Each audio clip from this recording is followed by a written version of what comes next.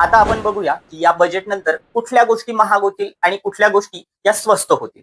साधारण हे रूल हे 1 एप्रिल 2026 पासून लागू होतील. सरकारने 17 नवीन औषधांवर कस्टम ड्युटी माफ करण्याचा निर्णय घेतला. त्यामुळे कॅन्सर, डायबिटीस यावरची औषधं स्वस्त होतील. मोबाईलचे आणि ओव्हनचे सुटे भाग स्वस्त झाल्यामुळे हे गॅजेट स्वस्त होऊ शकतात. बॅटरी मॅन्युफॅक्चरिंग स्वस्त झाल्यामुळे इलेक्ट्रिक गाड्यांच्या किमती कमी होण्यास मदत होईल.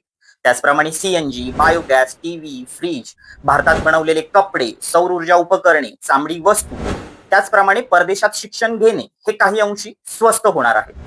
याचबरोबर सरकारने एनसीसीडी दरात वाढ केल्यामुळे तंबाखूजन्य पदार्थ हे महाग होतील. पोटॅशियम हायड्रॉक्साईड सारख्या केमिकल्सवर टॅक्स वाढवण्यात आला आहे. याचप्रमाणे फ्युचर ट्रेडिंगवरचा एसटीटी हा 0.02% 0.05% इतका करण्यात आला आहे. त्याचप्रमाणे ऑप्शन्सवरचा टॅक्स देखील वाढवण्यात आला आहे. टीसीएस दरात 1% वाढ झाल्याने दारू ही पूर्वीपेक्षा महाग होऊ शकते.